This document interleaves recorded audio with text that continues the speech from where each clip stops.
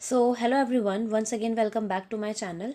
My name is Navya, and in this video, I am going to start our chapter 8, that is the regional aspiration for our class 12 students of political science.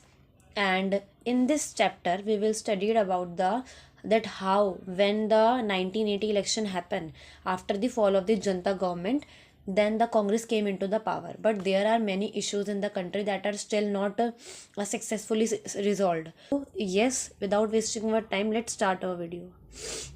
तो as you all know कि इससे जो पहले वाला chapter था हमारा, उसके अंदर हमने क्या देखा था। We have studied about the कि किस तरीके से जो इंदिरा गांधी की गवर्नमेंट थी उन्होंने इमरजेंसी लगाई, क्या क्या कंडीशन उस टाइम पे इंडिया में हो रही थी। ठीक है, करते करते 1977 में हमारे इलेक्शंस होते हैं। उसके बाद जाके इमरजेंसी के बाद जब इलेक्शन होते हैं तो जनता government is came into power और जो कांग्रेस होती है वो हार जाती है। उसके बाद काफ़ी टाइम तक जनता गवर्नमेंट पावर में रही, but due to the coalition politics जो पावर है वो सही तरीके से नहीं चल पाई। एंड आफ्टर दैट 1980s में हमारे दोबारा इलेक्शन हुए, जिसके अंदर जो इंदिरा गांधी की गवर्नमेंट थी, यानी कि कांग्रेस पार्टी जो थी वो जीत जाती है। ठीक है, under the leadership of Indira Gandhi. तो इस चैप्टर में हमें ये जानना है कि भाई regional aspiration, this is the time 1980s का जो हमारा टाइम है, इस टाइम को हम ऐसा देख सकते हैं कि during the time of 1980s हमारे इंडिया के अंदर नेशनल एस्पिरेशन फॉर ऑटोनॉमी बहुत ज़्यादा बढ़ रहा था। यानी कि जो हमारी अलग अलग डिफरेंट स्टेट्स हैं ना हमारे मैप ऑफ इंडिया की, इसके अंदर अलग अलग स्टेट्स जो थी वो अपने लिए डिमांड कर रही थी कि भाई हमें ना या तो अलग स्टेट बना के दो या फिर हमें मोर पॉलिटिकल ऑटोनॉमी दो। ठीक है, और इन्हीं में से 80s के टाइम पे जब ये एस्पिरेशंस चल रही थी तो यहाँ पे कुछ कुछ एस्पिरेशंस जो लोगों की थी, जो डिमांड्स थे उनकी, वहाँ पे आर्म्ड असर्शन हमें देखने को मिला।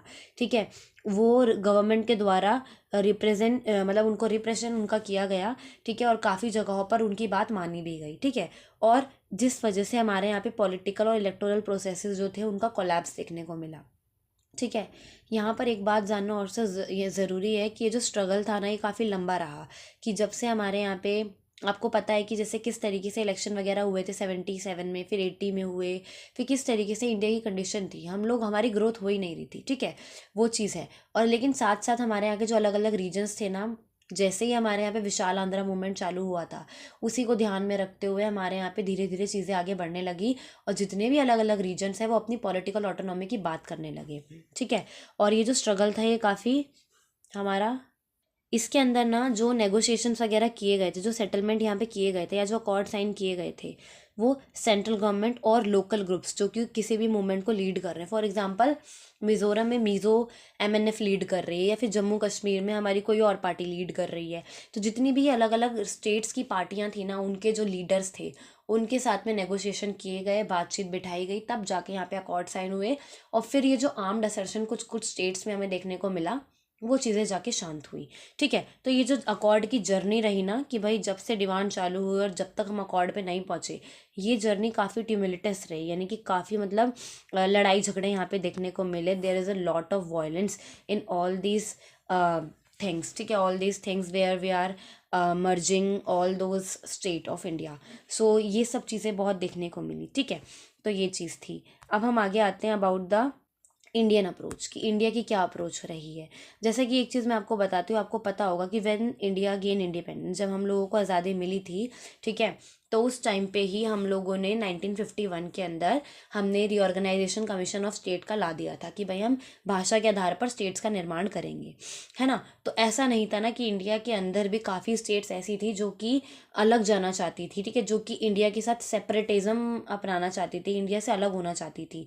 लेकिन हमारी जो अप्रोच है वो थोड़ी अलग रही है एज़ कम्पेयर टू अलग कंट्रीज़ की अप्रोच। जैसे कि अगर मैं बात करूँ, जो यूरोपियन कंट्रीज़ हैं, इनकी अप्रोच क्या रही है, जो ये अलगाववाद इसको हम बोलते हैं, सेपरेटिज्म की मतलब जो यहाँ पे है कि जितनी भी ये स्टेट्स या जितनी भी ये कंट्रीज़ हैं ना, हर कंट्री में सेपरेटिज्म की बात की गई है। यानी कि we don't want to live with the united country, हमें अपना खुद का एक सेपरेट कंट्री या सेपरेट स्टेट हमें चाहिए।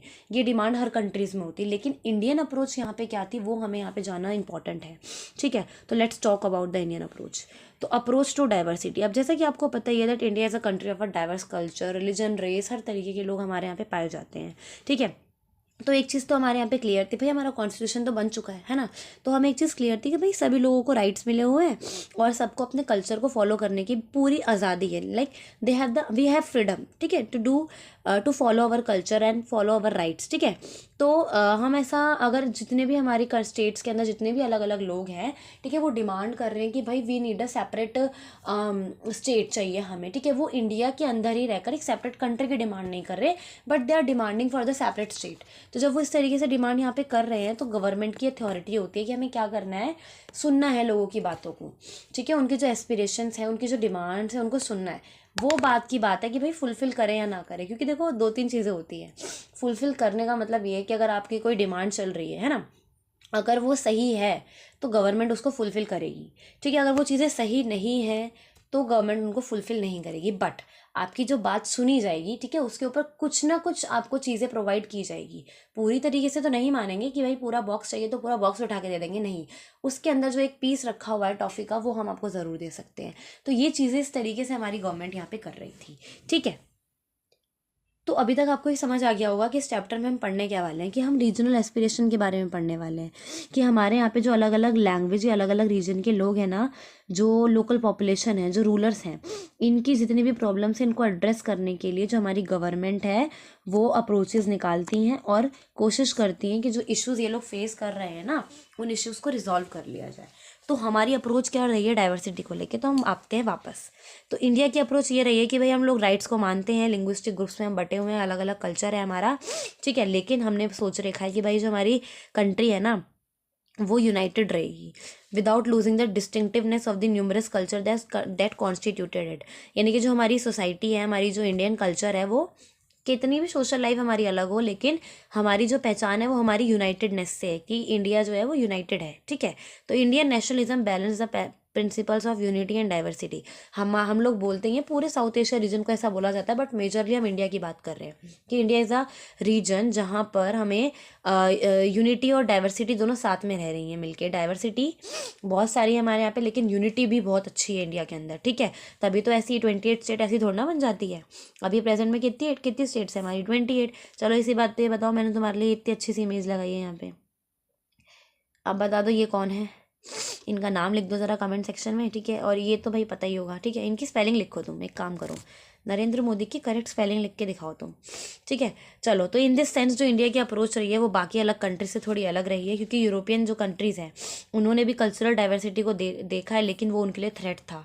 देखो, मैं ये नहीं कह रही हूँ कि दैट हमारे लिए जो इतनी सारी स्टेट्स हैं ये हमारे लिए थ्रेट नहीं है, ठीक है, हैं, देखो थ्रेट है, लेकिन हमारे यहाँ पे ना यूनिटी ज़्यादा है, ठीक है। तो अलग अलग यूरोपियन कंट्रीज़ में ऐसा देखने को नहीं मिलता। वहाँ पे अगर कल्चरल डाइवर्सिटी हो जाती है ना, तो वो कंट्री के लिए थ्रेट बन जाता है, क्योंकि जो यूरोपियन कंट्री में वहाँ पे पर्टिकुलर रिलीजन या फिर पर्टिकुलर कल्चर ही वहाँ पे फॉलो किया जाता है, समझ रहे हैं ना आप।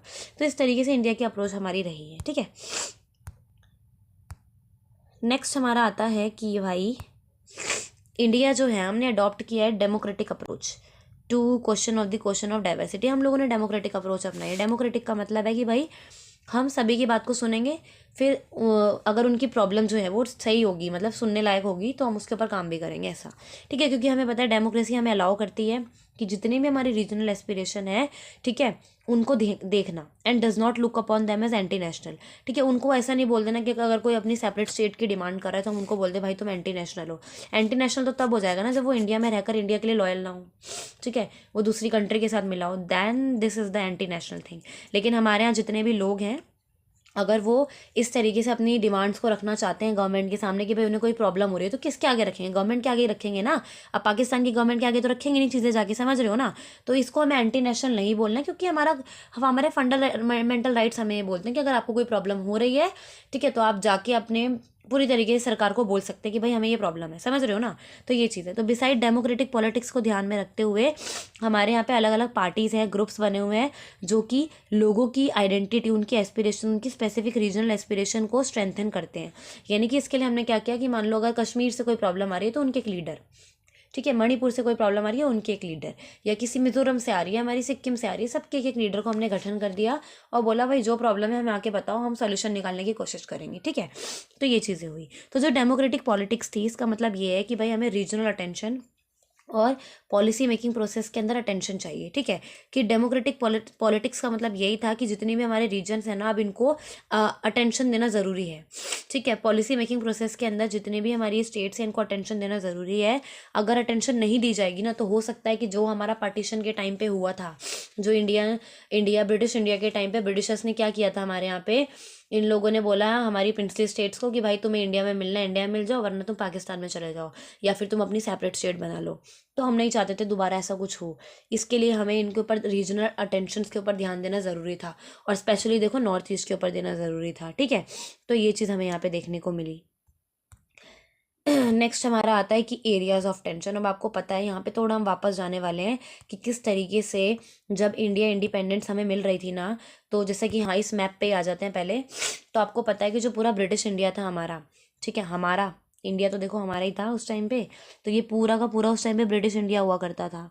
यहाँ पे ये पाकिस्तान, ठीक है, यहाँ पे ये बांग्लादेश, और ये पूरा तो भारत ही था।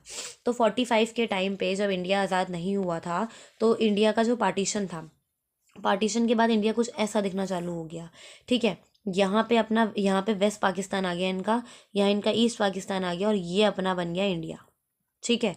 तो इस तरीके से उस टाइम पे इंडिया का पार्टीशन हुआ।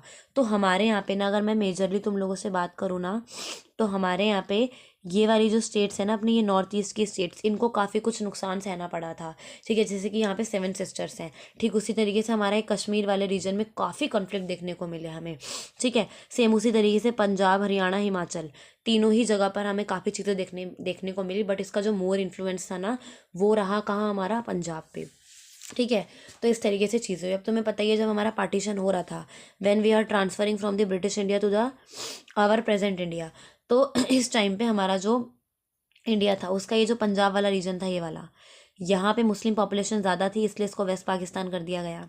यहाँ कलकत्ता वाला रीजन जो था, बंगाल वाला, यहाँ पे मुस्लिम पॉपुलेशन ज़्यादा थी, इसलिए इसको ईस्ट इंडिया कर दिया। इस तरीके से हमारा पार्टीशन हुआ। अब जो पाकिस्तान के लोग थे वो चाहते तो इसको भी अपने अंडर कंट्रोल में लाना चाहते थे, बट आप पीछे पढ़कर आए कि किस तरीके से 1971 में वॉर हुआ था, और ईस्ट पाकिस्तान को बांग्लादेश का दर्जा दे दिया गया था, ठीक है। तो अब हम वापस आते हैं कि जब हमारे एरिया ऑफ टेंशन क्या थे उस टाइम पे, कि जैसा कि हमें पता है कि हमारा पार्टीशन हुआ था, ठीक है। पार्टीशन होने के बाद हमारे यहाँ पे क्या था, बहुत सारे इश्यूज हमें देखने को मिले, ठीक है। हमारे यहाँ पार्टीशन था, डिस्प्लेसमेंट था, प्रिंसली स्टेट्स का इंटीग्रेशन कराना था, स्टेट रिऑर्गेनाइजेशन कमीशन, जो इस चैप्टर में हम पूरा डिटेल में पढ़ने वाले हैं, ठीक है। ये सारी चीज़ें हमारे यहाँ पे थी, और काफ़ी सारे ऑब्जर्वर्स को ऐसा लगता था कि इंडिया जो है ना, वो लंबे टाइम तक यूनिफाइड कंट्री नहीं बन सकता। तो इतनी सारी टेंशन थी आज़ादी के टाइम पे, ठीक है। तो ये चीज़ें हमारे को देखने को मिली इस टाइम पे।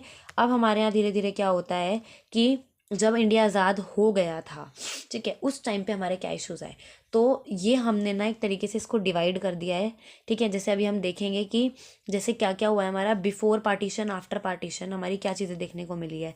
अब तुमने क्या देखा कि भाई बिफोर पार्टीशन इंडिया कुछ ऐसा दिखता था, हमारे यहाँ पे बहुत सारी प्रिंसली स्टेट्स जो थी वो बनी हुई थी, है ना, हमारी बहुत सारी प्रिंसली स्टेट यहाँ पे बनी हुई थी। कहाँ चला गया है ये रहा, ठीक है। बहुत सारी हमारे यहाँ पे प्रिंसली स्टेट्स बनी हुई थी, ये बिफोर पार्टीशन का चीज़ें चल रही है हमारी। आफ्टर पार्टीशन में क्या होता है कि जब ये डिस्प्लेसमेंट हो रहा होता है, इंटीग्रेशन, जब ये चीज़ें अलग अलग हो रही होती है, तो भी इंडिया के अंदर काफ़ी प्रॉब्लम्स आती है। जैसे कि जो तीन चार प्रॉब्लम तो आपने चैप्टर 1 में पढ़ रखी है कि भाई इंडिया को कैसे चलाया जाए, किस तरीके का सिस्टम इंडिया में आना चाहिए, ठीक है। तो 3-4 चीज़ों पे सभी लोग मान गए थे कि भाई डेमोक्रेसी होनी चाहिए, ये होना चाहिए, ऐसा करके हमने मान लिया था। लेकिन इन सबको छोड़कर, पॉलिटिकल चीज़ों को छोड़कर हम स्टेट्स पे आते हैं, ठीक है। क्योंकि स्टेट्स में क्या हो रहा था, तो स्टेट्स के अंदर आपको पता है डिमांड चल रही थी जम्मू कश्मीर को लेकर, नॉर्थ ईस्ट को लेकर, नागालैंड, मिजोरम, द्रविडियन मूवमेंट और पंजाब। इन सारी चीज़ को ध्यान में रखते हुए हमारे यहाँ पे ये इंडिपेंडेंट को देखकर इशू चल रहे थे। जैसा मैंने आपको बताया कि अपना जम्मू कश्मीर का इशू, जो नॉर्थ इंडिया में जम्मू कश्मीर है, इसके स्टेटस पे कि भाई पीओके बनेगा, इसमें से पीओके बन गया, ठीक है। लाइन ऑफ कंट्रोल हमारी आ गई, कश्मीर, जम्मू, लद्दाख का रीजन यूनियन टेरिटरी में डिवाइड करना, आर्टिकल 370 और बहुत सारी चीज़ें, ये हमें जम्मू कश्मीर के अंदर देखने को मिला। अब नॉर्थ ईस्ट का रीजन आपको पता ही है, the 7 sisters and the 1 brother, that is the Sikkim, ठीक है। तो हमारा जो नॉर्थ ईस्ट का ये रीजन है, अरुणाचल, असम, मेघालय, त्रिपुर, मणिपुर, मिजोरम, नागालैंड, ठीक है, ये सारी की सारी, सिक्किम, ये सारी की सारी जो हमारी स्टेट्स हैं, यहाँ पे भी हमारी मूवमेंट्स चल रही थी for the autonomy, for the political autonomy, तो ये चीज़ें हमारी नागालैंड मिज़ोरम में चल रही थी, ठीक है, कि ये ही दोनों 3-4 जो हमारी स्टेट्स हैं डिमांड कर रही थी फॉर द, जैसे कि असम हो गया, डिमांड कर रहे थे कि भाई हमें सेपरेट स्टेट बना के दो, ठीक है, और काफ़ी ज़्यादा टेंशन वगैरह हमें यहाँ पे देखने को मिली। देन हमारी आती है द्रविड़ा मूवमेंट। अब द्रविड़ा मूवमेंट जैसे आपको पता ही है कि साउथ का जो हमारी स्टेट्स है ना, जो हमारी साउथ सदर्न स्टेट्स हैं, यहाँ पे हमें ये द्रविड़ा मूवमेंट देखने को मिला। पूरे के पूरे स्टेट्स के अंदर हमारी द्रविड़ा मूवमेंट देखने को मिली। एंटी हिंदी एगिटेशन यहाँ पे चल रहा था, ठीक है, और भी हमारे यहाँ पे बहुत सारी चीज़ें देखने को मिली कि भाई imposition of the Hindi culture, ठीक है, और डीएमके का रोल, ये सब हम इसके अंदर पढ़ने वाले हैं। देन पंजाब का इशू आता है कि किस तरीके से पंजाब के अंदर इश्यूज थे creating for the Chandigarh and the हमारा हरियाणा हिमाचल प्रदेश के लिए इश्यूज आ रहे थे about the Operation Blue Star. Indira Gandhi ji की डेथ हो गई थी, ठीक है, सिखिज़्म के लिए कितनी चीज़ें हो रही थी, टेंशन कॉन्फ्लिक्ट, सिखिज़्म का राइट्स वगैरह बहुत चल रहे थे। तो ये सारी चीज़ें, इनकी क्या क्या इश्यूज थे, इनकी क्या क्या डिमांड थी, बट वो सब हम इसमें पढ़ेंगे। लेकिन इसमें मेजर तुम्हें ये ध्यान रखना है कि इनमें से majority of states are demanding for their separate state autonomy, ठीक है, inside the India. They don't want that we want a separate country और लाइक दिस, बट इनका मानना ये था कि हमें क्या चाहिए, we need a separate state within the India, ठीक है, हमें बॉर्डर से बाहर नहीं जाना है। तो ये सारी डिमांड्स थी और इम्पॉर्टेंट था हमारी गवर्नमेंट के लिए कि भाई वो उनको एंटी नेशनल ना समझे, वो समझे कि भाई ये चीज़ें इंपॉर्टेंट हैं। अगर लोग डिमांड कर रहे हैं, अगर आंध्र प्रदेश वालों को हमने स्टेट बना के दे दी है, तो हमें पंजाब, हरियाणा, असम, नागालैंड, मणिपुर सबको देनी पड़ेगी, ठीक है, क्योंकि ये इंपॉर्टेंट है। कहीं ऐसा ना हो कि बायसनेस फील हो लोगों को, ठीक है। तो ये चीज़ें हमें यहाँ पे देखने को मिलेंगी, ठीक है। तो आगे बढ़ते हैं अब हम हमारा, हाँ जी, तो सबसे पहले ये अपना नॉर्थ ईस्ट का लगा लो, या तुम थोड़ा कश्मीर वश्मीर लगा लो, वो उसका व्यू है। मैंने कहा थोड़ा बता ही दूँ तुमको, ठीक है। अब कैसे कैसे हमारा जम्मू कश्मीर में चीज़ें देखने को मिली, ठीक है, कैसे कैसे हमारे यहाँ पे नॉर्थ ईस्ट के अंदर देखने को मिली, ठीक है। तो सबसे पहले मैं चालू करवाऊँगी तुम्हें Jammu Kashmir, then we will move to the Punjab, ठीक है। ऐसे नॉर्थ ईस्ट करते करते पंजाब पहुँचेंगे। उसके बाद फिर अपन जाएंगे कहाँ पर, क्या कहते हैं इसको, अपना पंजाब के बाद हम आएंगे अपने नॉर्थ ईस्ट की स्टेट्स पर।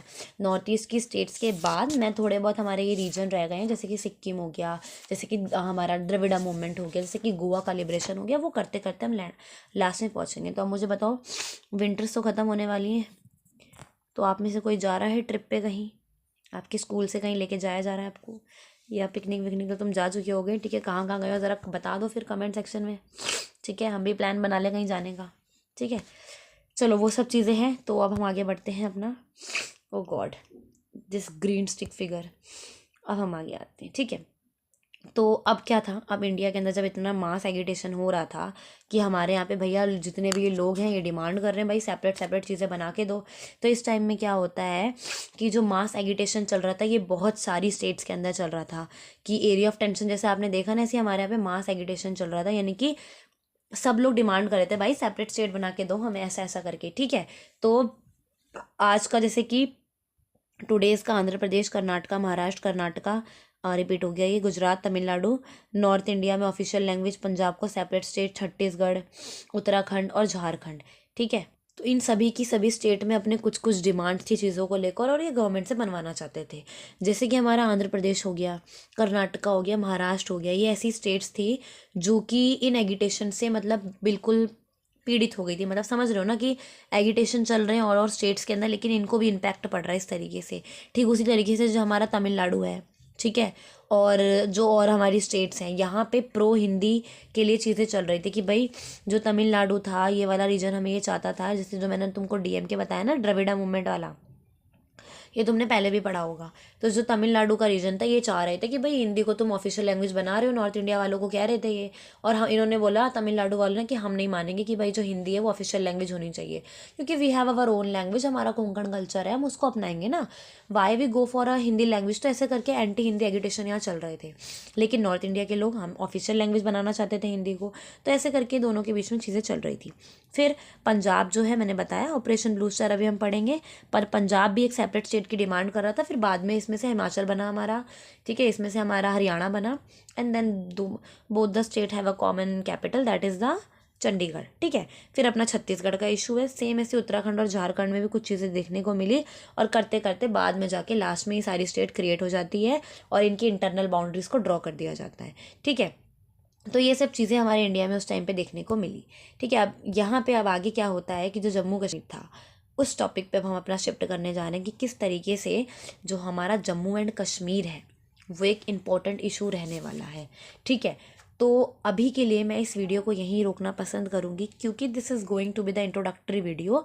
एंड एक चीज़ मैं आपको यहाँ क्लियर कर दूँ दैट हमारी जो वीडियोस आएंगी चैप्टर की, they are in the in the part form. ठीक है, like part 1, part 2 and part 3, ऐसे करके मैं इन चैप्टर्स को कराऊंगी ताकि आपको ईजिली सारी चीज़ें समझ में आ जाए। ठीक है, तो प्लेलिस्ट बनी रहेगी हमारे चैनल के ऊपर, you can go and the you can watch from there. So अगर आपको ये वीडियो पसंद आई तो तुम्हें पता है कि क्या करना है तुम्हें, तो तब तक के लिए stay tuned and yes, wait for the Kashmir. Okay, thanks for watching.